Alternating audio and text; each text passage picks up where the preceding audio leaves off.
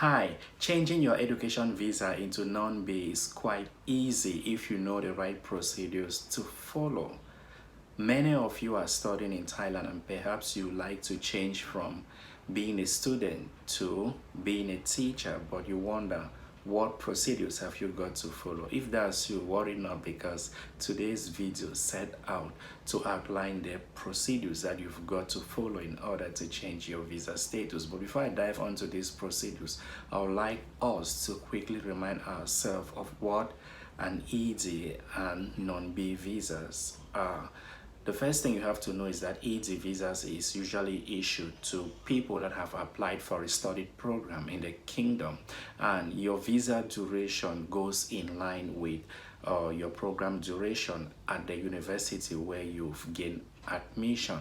For example, if you enroll for a program that lasts for 4 years, it means your ED visa is renewable for 4 years. If it's a 3 years program, it's renewable for 3 years duration, whereas non-immigrant B visa is issued for people who have gotten employment in the kingdom, either in the capacity of a teacher or perhaps in a company, and this visa category goes in line with the length of your contract. For example, if you have a 1-year contract, you definitely have a 1-year non-B, and this visa is renewable if your contract is renewed, or if you leave your employer and seek employment in another school or enterprise, then you will definitely get another extension.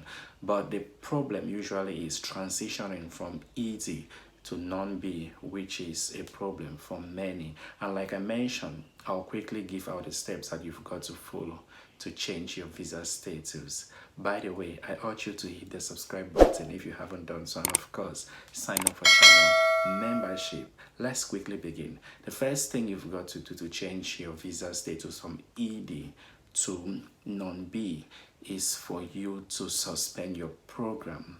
Suspending your program is quite easy. You can do this by not paying your semester fee. Yeah.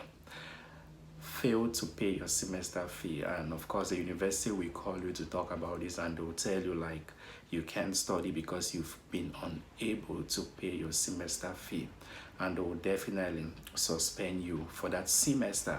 But I'll advise you extend it up to a year. Perhaps you make an excuse like you want time to put together your finance to be able to like pay for your tuition when the new school year begins. So suspend your semester for a year.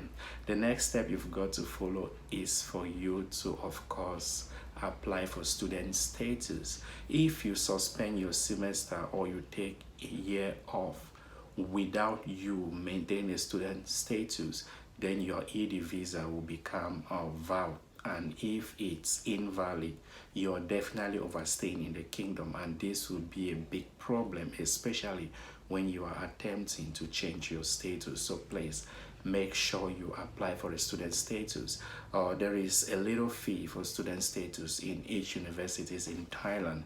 Just check out with the IR team in your university, that is international relation, and they'll tell you what you've got to do in order to maintain your student status. After maintaining your student status, and you know you are armed with your student visa for the duration of your semester or program, you now head into the job market. Search for employment opportunities in the kingdom. If you want to teach as an English teacher, then go to websites like ajan.com and search for jobs and apply.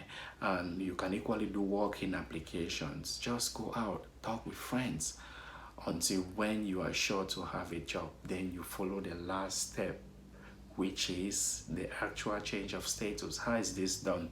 You need to get documents from your employer. The school is responsible for this. They know what to do, so they will put together the documents that you need and give you. You will take these documents to any Thai embassy overseas to apply for a non-immigrant B visa. But before you travel out, there is one thing you've got to do. It's a bit tricky. If you just get your documents and head to the airport to leave the kingdom without canceling your education visa, you may have problems, especially if the immigration officers are bent on causing you problems. Like they might even call your university to find out why you are having an ED visa without you studying. So I'll advise, once you have a job, go to your university and seek for a letter of cancellation of your visa status. If they ask why, just say you can't afford your studies, you've decided to quit the program. They will definitely tell you that if you quit the program, you need to leave the kingdom and go back to your country, except you have plan B, your work is there. Cancel your visa at the immigration.